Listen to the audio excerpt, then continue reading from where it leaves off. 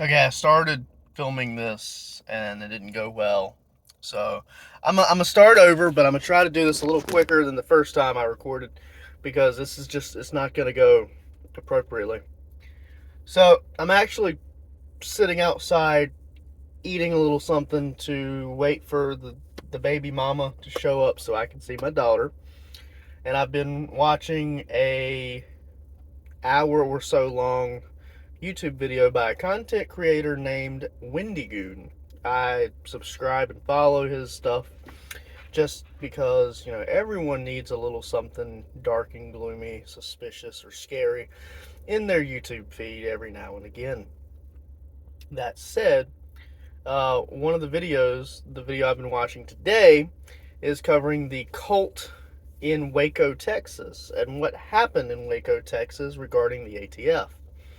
Now, the reason I started recording a YouTube video and was interrupted by a phone call I did not know was being made is that the ATF is something I had inferred about at a different point in time. I made a YouTube video and asked, what's the point of the ATF? Why does the ATF do anything? This, that, and the other. And I was asking the audience if people could explain to me why the ATF and all this. Well,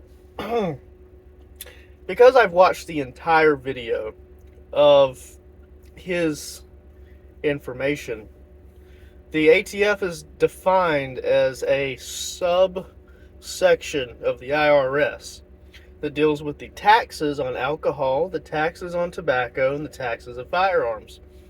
Therefore, if you live in a place like North Carolina where tobacco is relatively cheap, and you take 40 cartons of it and you're flying up to New York City to visit family and friends anyway, so while you're up there, you sell these cartons at their prices to make profit or at cheaper prices to be nice to people.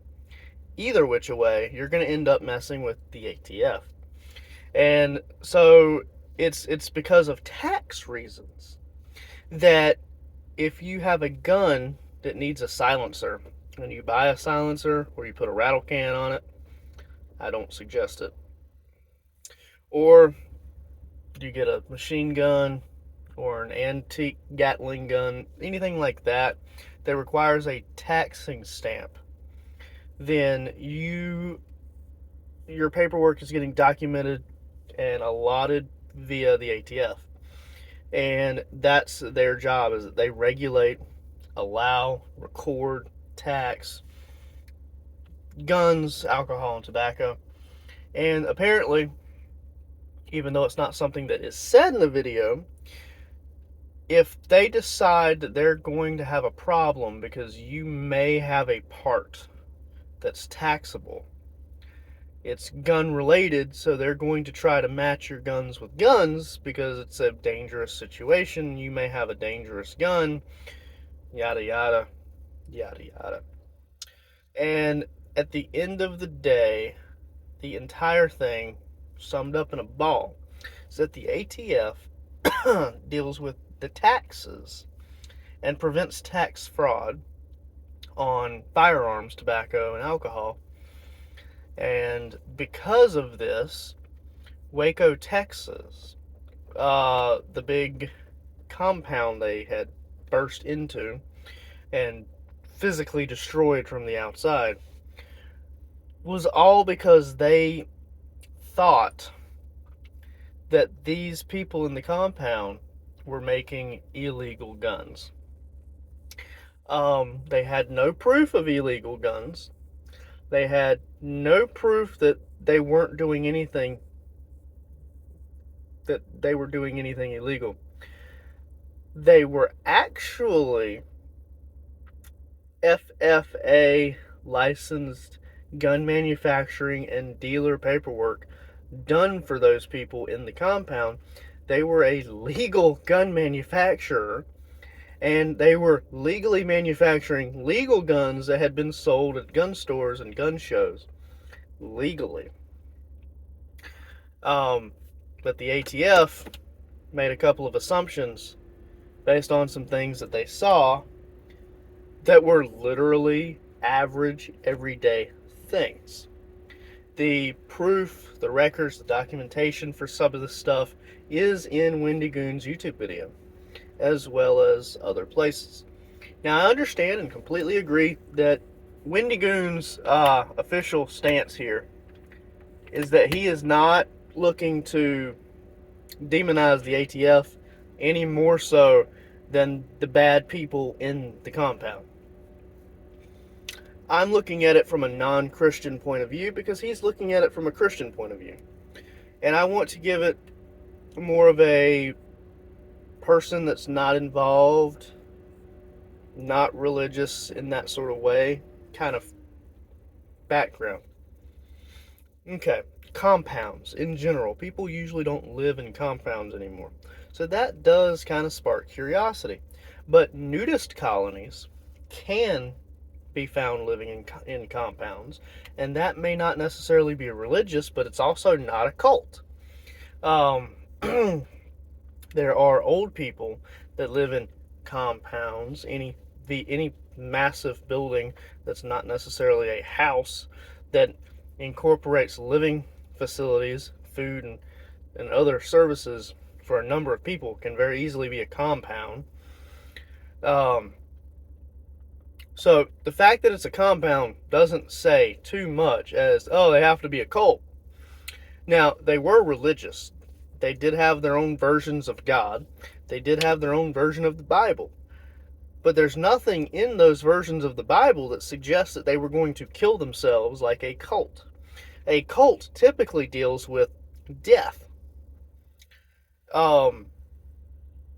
Going further on this religious aspect, it was said that they were abusing the children. But the children that were interviewed never once said they were being abused. They didn't have any marks on them from being abused. More children were killed by the ATF than any percentage of child that was willing to say that they had been hurt or harmed by the people in this compound. And by the end of everything, the children were terrified to leave the compound because of everything they were seeing the ATF do.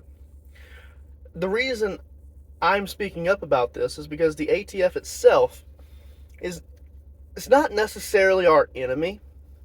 And I'm not under any circumstances saying that we need to attack or destroy the ATF. But I've been wondering why we are taxed in the first place. Taxes have not existed forever in America.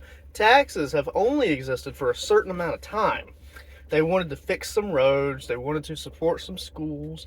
We added some temporary taxes to boost finances temporarily, then they never went away.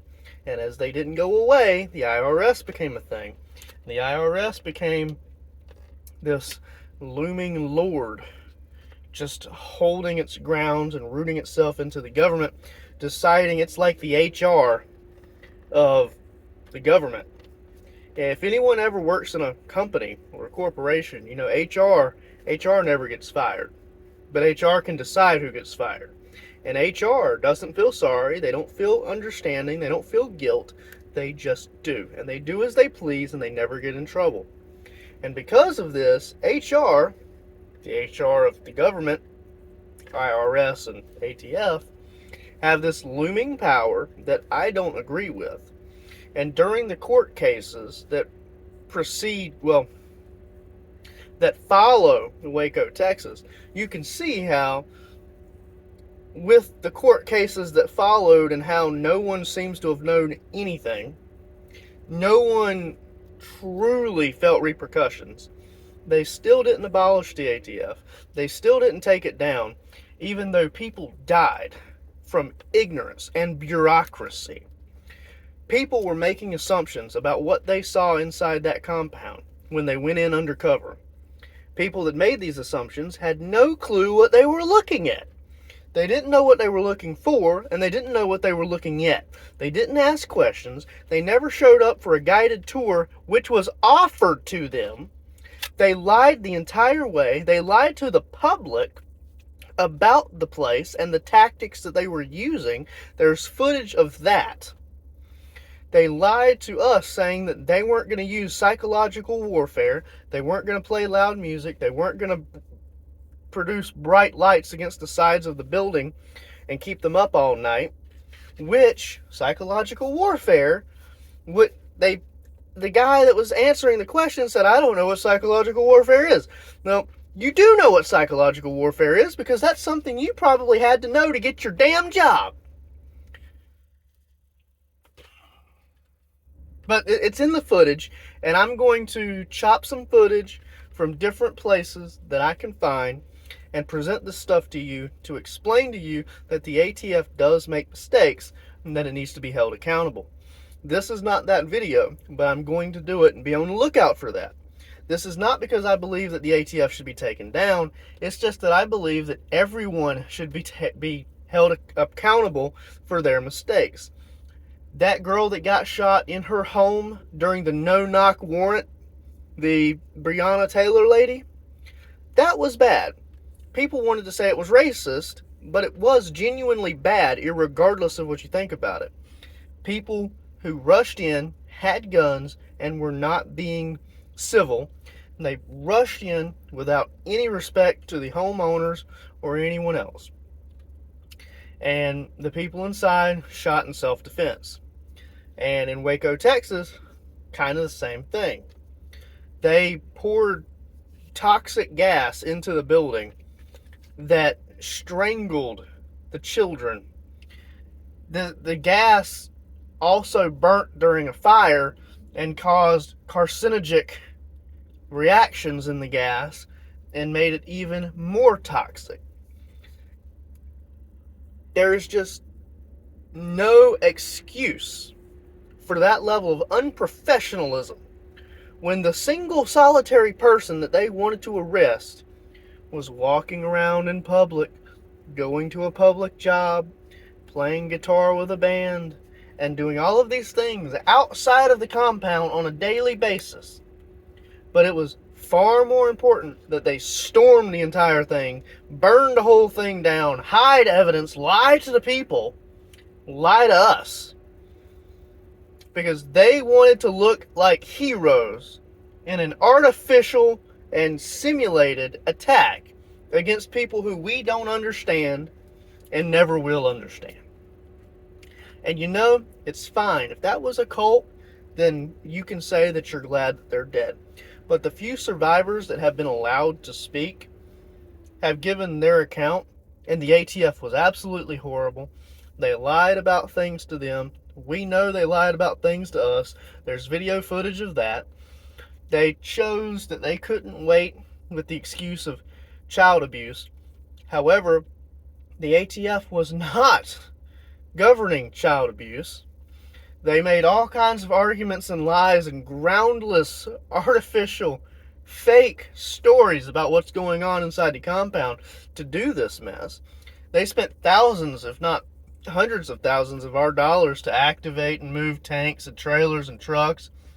And they cut power, they cut water, they shot at people, they killed dogs. And none of it was based in any reality that the ATF has any grounds for.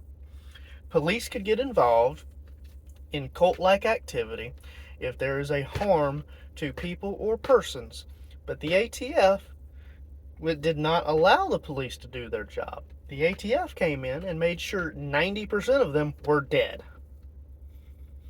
I just think that that's wrong. It's not about the people at Waco. It's not about the people at the place that they had the problem before. It was an altercation about 2 short-barreled shotguns, which makes me afraid to go buy a short-barreled firearm from my local dealer who says, no, this is legal. As long as you have the paperwork and you call it a firearm, you can have this. And I'm like, no. I've seen them. I want them. I like them. They got a nice pistol grip and they're completely legal with the right paperwork. I still don't want it because the ATF's not going to ask me shit. They're just going to shoot me. So, no. And because of that, I live in that kind of fear. I think a lot of us do. We're worried about getting a silencer because what are the ATF going to do when they see it? We're worried about getting a short-barreled firearm, because what are the ATF going to do when they see it? We're worried about getting an antique fully automatic submachine gun with a tax stamp, because is an ATF agent going to actually sit down and read the paperwork that shows we paid for the tax stamp? No, chances are they're not. Matter of fact, there's footage on a different guy, donut operators, video footage, where law enforcement came to a lady's house. I think she was Hispanic in culture, but probably American, documented American. Her husband had bought guns, like two, a shotgun and a rifle, or maybe a shotgun and a rifle and a handgun, one of each, and they demanded to see the guns. Well, they want her guns, and her husband went home, and she wasn't going to let them in. She didn't know the deal. They could have came back later. They didn't. They were harassing the lady through the door for over an hour. The police were called. The police showed up to see the ATF agent and arrested the ATF agent. There's a discrepancy over whether or not the police could do that. Well, the man did not identify himself as an ATF agent. He did not show his badge. He was bad-mouthing the police officers. He was a smart ass. He kept swearing to them to just let him do his job, but he did not say, I have a badge, check for my badge, or any of that. He bluntly refused to do so. He did not identify himself, and he did not want to identify himself because he's above the law. And that is my point, is that the ATF has been acting above the law in a number of these ways. And if we don't start making sure that the documentation and the rules that they are breaking get held accountable, when is the next Breonna Taylor going to happen? When is the next Waco, Texas going to happen? When is the next no-knock warrant going to happen? And these people die because of a spelling error, a paperwork switcheroo accident, somebody being really, really scared of a cult that, you know, I mean, because pagans could get shot next. You know, I know some black people that celebrate Kwanzaa. What if someone thinks Kwanzaa is a cult thing and they freak the fuck out? Now all of a sudden you got a bunch of dead black people because Kwanzaa might be a cult because of all this damn ignorance. If we don't keep the ATF in check, I mean, they're the one government body that has guns that runs around in North Carolina and Texas and Missouri, and, you know, they're not going to Afghanistan. This is not the military.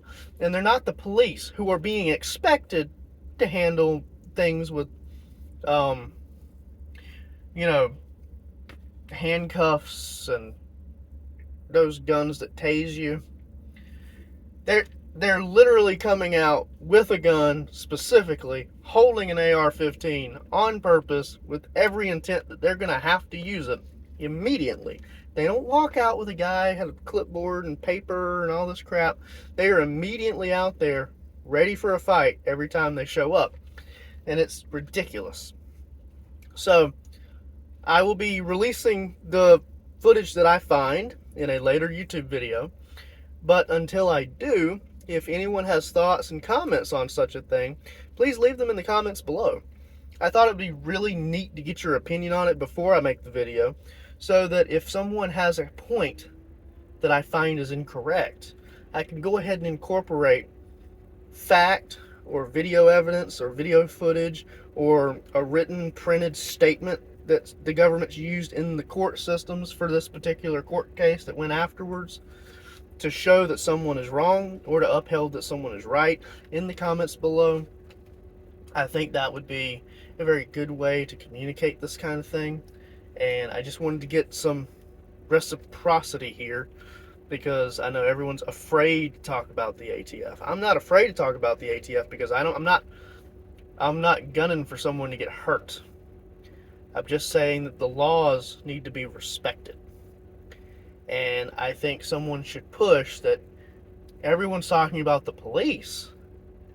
No one's actually talking about the ATF. Yeah, the police, they do things and they make mistakes. The ATF does too. When are we going to start calling them out? And that's what I'm saying. Instead of abolishing the police, we're being stricter on them. Well, instead of looking to take these people's jobs, which is going to piss them the fuck off, why not make sure they do their job correctly? Which should be fine. If they're good workers doing their job anyway, it should be fine, right?